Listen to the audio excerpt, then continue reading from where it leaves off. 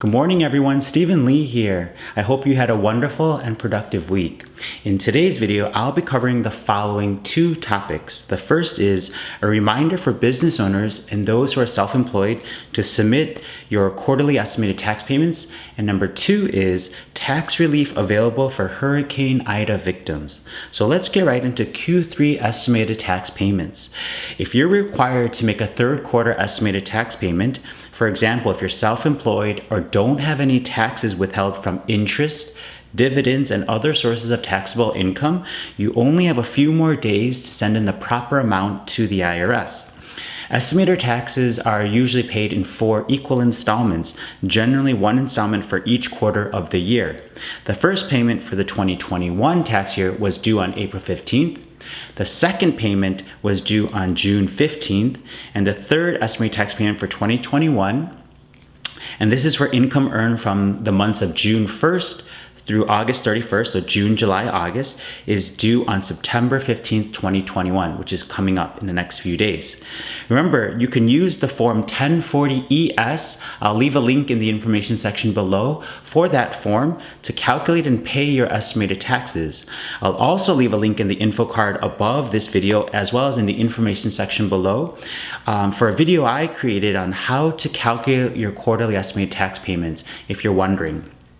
Also, unless you live in a state with no income tax, you might owe state estimated taxes too. So remember to check your local state government's website to see when those estimated taxes are due. Remember, if this is the kind of content that you're looking for, don't forget to subscribe and to click on that bell notification so you don't miss out on any updates in the future. All right, let's move right into tax relief available for Hurricane Ida victims. The IRS is currently granting people and businesses impacted by Hurricane Ida more time to file and pay certain federal taxes.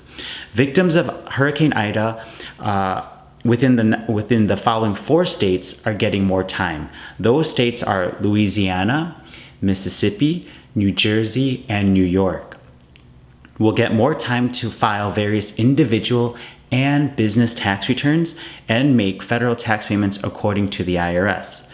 The tax relief is available to people in any area designated by FEMA, which is the Federal Emergency Management Agency, FEMA, also known as FEMA, as qualifying for individual or public assistance. I'll leave a link to a great article produced by Kiplinger's for more details on which specific counties and areas within these states the relief is available for. So which deadlines are extended? So this is per state. For Louisiana victims, various tax filings and payment deadlines that were due between August 26, 2021 normally to January 2nd, 2022 are extended until January 3rd, 2022. Mississippi residents affected by the hurricane will have until November 1st, 2021 to file and pay taxes due between August 28th to October 31st, 2021. And then for residents impacted in New Jersey and New York counties, deadlines from September 1 to January 2nd are now extended until January 3rd, 2022. For all these people, this includes October 15th, 2021 due date for filing their individual 2020 income tax return, which was originally due on May 17th, 2021. And now the deadline, if you're not within those areas considered a disaster area by FEMA, your new deadline moves to October 31st or January 3rd, 2022. Note, however, remember that tax payments related to 2020 returns were due on May 17th, 2021. So those payments aren't extended. There's still going to be penalties and interest for late payment of taxes, but the filing deadline has been pushed for you if you fall into one of these FEMA declared areas, disaster areas. Remember, qualifying Hurricane Ida victims in Louisiana, Mississippi, New Jersey, and New York will also get more time to pay and make their quarterly estimated tax payments that are due in the next few days, September 15th, 2021. Taxpayers don't need to contact the IRS to get this relief. However, if an affected person receives a late filing or late payment notice from the IRS, he or she can call the number on the notice to have the penalties abated or removed. Also, there's a deduction for damaged or lost property. Hurricane Ida victims may be able to claim a tax deduction for unreimbursed damaged or lost property. To do so, you typically must itemize and file Schedule A with your tax return.